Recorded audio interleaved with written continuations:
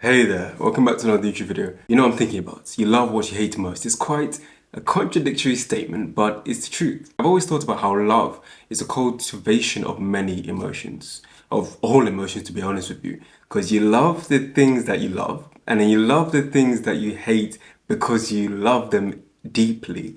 And then you also love the things that please you, but the things that give you pain, there's love to be found within those as well. Love is such a wide spectrum emotion. I say it's all emotions in one because of its power, of its use, and of its impact in our daily lives, in where we think, in nearly everything we do. You love what you hate most. So let's unpick that a bit. You love. What is love to you? Love can be many different things. Love can be affection to your mother, your father, your parents, to your partner, to your children, to your family, your friends. There's a sort of love you have there. Some people describe love as there's a different type of love they have for their close family compared to their friends, to their children compared to their work colleagues. There's almost a level of interaction or a level of attachment to one.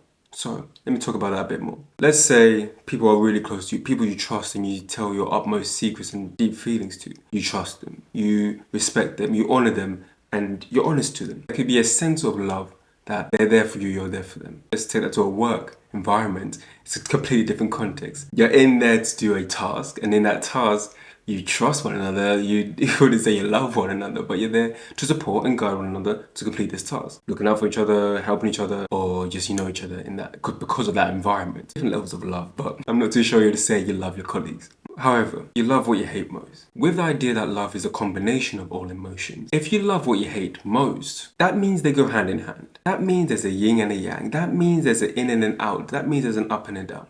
That balance, right? Then within that balance, you tend to see, for instance, there's many examples of this. When you go to the gym, lifting up weights, running, walking, exerting energy is a hard task. It's not easy for athletes. It's still something that requires work. For someone starting the gym, it requires an exertion. That exertion releases.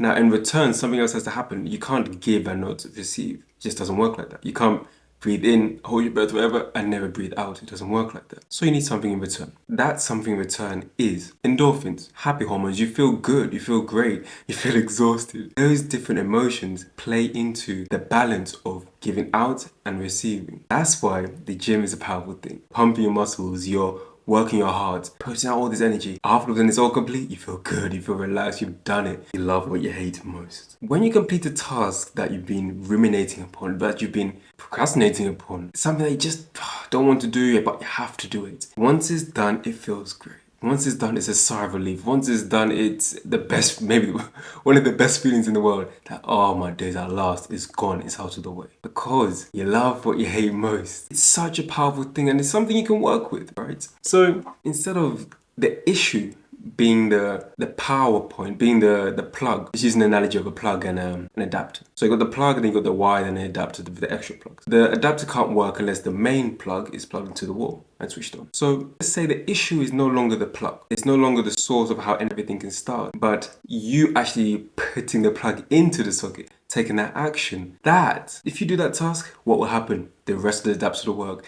Well, if you do that task, if you switch on, if you actually decide to take action upon whatever it is draining, is hard and quite annoying, the rest, everything follows through and follows on. You love what you hate most. There's a connection there, there's a conjunction there, there's a relation there. Loving and hating, black and white, up and down, as I keep describing.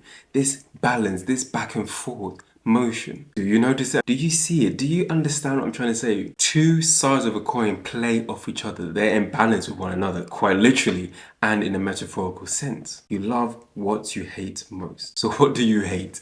What do you hate doing? Maybe it's waking up early. You wake up early, what happens next? You're able to get some breakfast in. You're able to have a shower. You're able to go on social media for an hour before you have to go to work or go to university, before you have to look after the children. What else do you hate? You hate having to cook, but you love the food. You love to eat. You love to be full. You hate having responsibility. You hate having to look after things, pay bills, make sure this is sent on time. I'm here on time. I've got this appointment. Da da da da da. But if you don't do that, then you're unable to have a house. You're unable to have a comfortable bed because you love those things.